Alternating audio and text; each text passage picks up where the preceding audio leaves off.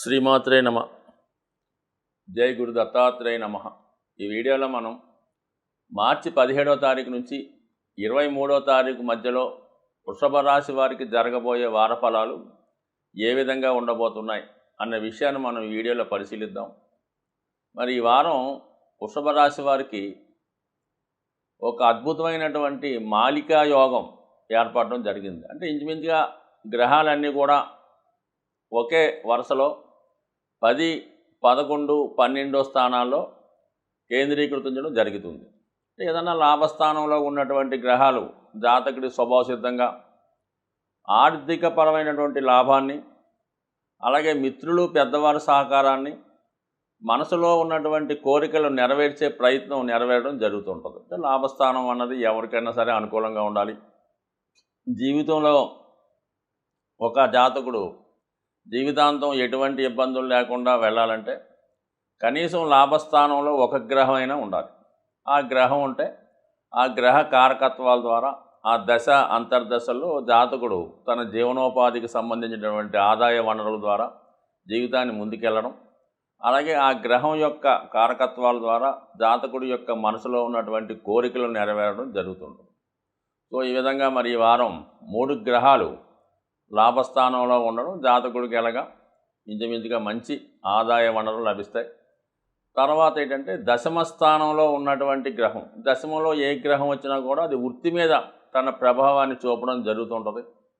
సాధారణంగా ఒకే గ్రహం ఉంటే ఒకే వృత్తిలో జీవితాంతం వెళ్ళడం జరుగుతుంటుంది. అలాగే 2 గ్రహాలు ఉన్నప్పుడు వివిధ మార్గాల ద్వారా మరి జాతకుడు అంటే కొంత పార్ట్ టైము, కొంత ఫుల్ టైము, వ్యాపారం, ఉద్యోగం ఈ విధంగా వెళ్తుంటుంది. మరి ఇప్పుడు 3 గ్రహాలు రావడం వల్ల ఆ సంబంధించిన కారకత్వాల ద్వారా కూడా ఆదాయ వనరులు ఏర్పడడం జరుగుతూ ఉంటుంది. జీవితాంతం మరి ఏదో ఒక వృత్తి కంటిన్యూ అవుతుంటుంది, ఒకటి పోతే ఇంకోటి యాక్టివేట్ అవుతుంటాయి. సో ఈ విధంగా దశమ స్థానంలో 3 గ్రహాలు, లాభస్థానంలో 3 గ్రహాలు, 12వ స్థానంలో గురువు. ఎప్పుడన్నా శుభగ్రహం 12వ స్థానంలో ఉన్నప్పుడు జాతకుడు తన యొక్క ఖర్చులు అదుపులో ఉంటాయి. మంచి కార్యక్రమాల మీద ధనాన్ని ఖర్చు పెడుతుంటాడు. తాను ఖర్చు పెట్టిన దానికి 10 లాభాన్ని పొందుతూ ఉంటాడు. సో ఈ విధంగా గురుగ్రహ అనుగ్రహం 1000 స్థానంలో ఉన్నది. అంటే ముందుగా మరి 11వ స్థానంలో ఉన్నటువంటి గ్రహాల గురించి చర్చిస్తే ముఖ్యంగా ధనాధిపతి లాభస్థితి, ఇది ఒక అద్భుతమైన ధనయోగం. ధనాధిపతి లాభస్థానంలో ఉన్నప్పుడు జాతకుడు తన స్వయం కృషి ద్వారా, తన వాక్చాతుర్యం ద్వారా, కుటుంబం చేస్తున్నటువంటి బిజినెస్ ద్వారా, అంటే కొన్ని కుటుంబాలకు వారసత్వంగా కొన్ని వ్యాపారాలు ఉంటాయి, దాని ద్వారా, అలాగే కుటుంబ సభ్యుల యొక్క సహకారంతో జాతకుడు ఖచ్చితంగా ఆదాయాన్ని పొందే అవకాశం ఉంటుంది. అయితే బుధుడు ఎప్పుడు కూడా మల్టిపుల్ ఇన్కమ్ కారణం అవుతుంటాడు. లాభస్థానంలో బుధుడు ఉంటే 2 రకాల ఆదాయాలు ఇస్తూ ఉంటాడు. ధనస్థానంలో 2 రకాలుగా బుధుడు ఉంటే 2 రకాలుగా జాతకుడు సంపాదించి సేవింగ్స్ చేసుకుంటూ ఉంటాడు. అలాగే సప్తమ స్థానంలో బుధుడు ఉంటే ద్వికళత్ర యోగాన్ని ఇచ్చే అవకాశం ఉంటుంది. దశమంలో బుధుడు ఉంటే 2 రకాల ఉద్యోగాలు చేయడం జరుగుతుంటుంది. మొత్తం మీద ఆదాయం డబల్ అవ్వడం జరుగుతుంటుంది. బుధుడు యాక్చువల్గా లాభస్థానంలో ఉంటే కంపల్సరీగా అదనపు ఆదాయం లభిస్తుంటుంది. ఇక రవి 11వ స్థానంలో ఉన్నాడు. ప్రభుత్వానికి సంబంధించినటువంటి ప్లానెట్. ఎవరి జన్మజాతకంలో రవి 11లో ఉంటుందో వాడికి ప్రభుత్వ ఆదాయం లభిస్తూ ఉంటుంది. అది ఏదో వర్గం ద్వారా, లేదంటే తండ్రి గారి ద్వారా, తాతగారి ద్వారా సహకారం లభిస్తూ ఉంటుంది. ఇప్పుడు చతుర్థాధిపతిగా ఉన్నటువంటి రవి లాభస్థానంలో సంచరించడం, మరి ఇక చతుర్థ పంచమాధిపతులు ఒక కేంద్రాధిపతి, ఒక కోణాధిపతి కలిసి ఉండడం వల్ల ఒక విధంగా ఇది అదృష్ట ధనయోగం, అలాగే రాజయోగం లాంటిది ఏర్పడడం వల్ల మరి ఈ సమయంలో ఈ రాశి వారు ఏదైనా రాజకీయ పదవి గురించి కానీ ప్రభుత్వ పదవి కోసం ఆశిస్తుంటే కంపల్సరిగా అది లభించే అవకాశం ఉంది. ప్రభుత్వ పథకాలు మీకు అనుకూలంగా రావడం జరుగుతుంది. లేదా ప్రభుత్వ ఉద్యోగం ప్రయత్నం చేసిన, ప్రభుత్వంలో ఏదన్నా మనకి అవసరమైనటువంటి ఏదైనా భూమి కోసమో, స్థలం కోసమో, గృహం కోసం ప్రయత్నిస్తుంటే ప్రభుత్వ పథకం ద్వారా మీకు మరి ప్రభుత్వ సహకారంతో ఏదో ఒకటి గృహమో, ఇల్లో, ఆస్తో లభించే అవకాశం ఉంది. సో దీన్ని మంచి బుధాదిత్య యోగం లాభస్థానంలో ఏర్పడటం వల్ల ఇది విద్యార్థులకు చాలా అనుకూలంగా ఉంటుంది. అటు విద్యార్థులకి విద్యలో అభివృద్ధి ఉంటుంది, వారికి స్కాలర్షిప్ ద్వారా ప్రభుత్వ సహకారం కూడా లభించే అవకాశం ఉంది. ఇక రాహు 11లో ఉండడం వల్ల విదేశ మిత్రుల సహకారం లభిస్తూ ఉంటుంది, అక్రమ ఆర్జన లభిస్తూ ఉంటుంది. మొత్తం మీద ఈ 3 గ్రహాలు మీకు అనుకూలంగా ఉన్నాయి. దశమంలో శని ఆల్రెడీ ఒక సంవత్సరంన్నరగా అక్కడే సంచరించడం. అయితే శుక్రుడు, రాష్ట్రాధిపతి శుక్రుడు దశమంలో ప్రవేశించి శనితో కలిసి ఉండడం వల్ల జాతకుడు చేస్తున్నటువంటి ఉద్యోగ ప్రయత్నాలు ఫలించే అవకాశం ఉంది. ఇది ముఖ్యంగా స్త్రీలకు చాలా అనుకూలించే అవకాశం ఉంది. ఈ రాశిలో జన్మించినటువంటి స్త్రీలకి ఉద్యోగ ప్రయత్నం ద్వారా మరి మంచి ఉపాధి అవకాశం లభించే అవకాశం ఉంది. అలాగే ఇదే రాశిలో ఫైనాన్స్ రంగంలో ఉన్న వాళ్ళకి కూడా ఉద్యోగపరమైనటువంటి అభివృద్ధి ఖచ్చితంగా వచ్చే అవకాశం ఉన్నది. సో అలాగే వాహనాల ద్వారా, అలాగే రియల్ ఎస్టేట్ ద్వారా కూడా మరి సంపాదిస్తున్నటువంటి వాళ్ళకి అనుకూల ఫలితాలు తప్పనిసరిగా ఉన్నాయి. ఇక కుజుడు, సప్తమ వ్యయాధిపతిగా ఉన్నటువంటి కుజుడు దశమ స్థానంలోకి వచ్చినప్పుడు వృత్తిలో మార్పు కొరకు చేసే ప్రయత్నాలు ఫలిస్తాయి. అలాగే ఉద్యోగ సంబంధించిన విషయాల్లో చేంజెస్ రావడం జరుగుతుంటుంది. వ్యాపార వర్గం వారైతే ఉన్న వ్యాపారాన్ని మార్పు చేసి వేరే వ్యాపారానికి మారడం కూడా జరుగుతుంటుంది. మొత్తం మీద ఏంటంటే ఈ వారంలో ఖచ్చితంగా వృత్తి సంబంధించిన విషయాల్లో ఏదో ఒక మార్పు, అది విదేశ ప్రయత్నమా, వేరే ఉద్యోగ ప్రయత్నమా, వ్యాపారాన్ని వదిలి ఉద్యోగానికి వెళ్ళడం, ఏదో ఒక వ్యాపారపరమైనటువంటి చేంజ్ రావడం జరుగుతుంది. గురువు 12లో ఉండడం వల్ల, దక్షిణామూర్తి ఆరాధన వల్ల, నిరంతరం శివుని పూజించడం వల్ల మరి ఈ గ్రహాలు దశమ లాభస్థానంలో ఉన్నటువంటి గ్రహాలు మీకు అనుకూలమైన ఫలితం ఇచ్చే అవకాశం ఉంది. ఈ నెల గ్రహాల యొక్క సంచారాన్ని పరిశీలించినప్పుడు ముఖ్యంగా ఈ మనకి 17వ తారీఖు తర్వాత 17వ తారీఖు నుంచి రవి మరియు రాహు గ్రహాల కలయిక ఏర్పడడం జరిగింది.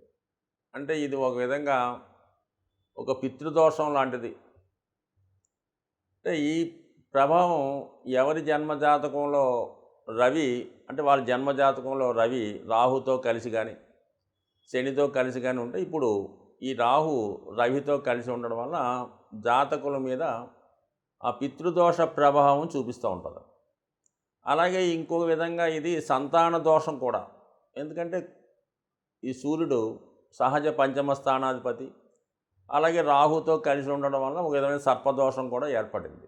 ఈ రెండు ఎవరి జాతకంలో అయితే ఏర్పడతాయో వాళ్ళకి ముఖ్యంగా వాళ్ళ అభివృద్ధి చాలా వరకు ఆగిపోతూ ఉంటుంది. ముఖ్యంగా కుటుంబంలో శుభకార్యాలు వాయిదా పడుతుంటాయి. అలాగే పిల్లలకి సరైన ఉద్యోగాలు రాక, వివాహం జరగక ఇబ్బంది పడుతూ ఉంటారు. వ్యక్తిగతంగా జాతకుడు కూడా ఏదో ఒక బలహీనతకి లోనై దాంట్లో ఇబ్బంది పడుతూ ఉంటాడు. కొంతమందికి దీర్ఘకాలిక అనారోగ్యం కలుగుతూ ఉంటుంది.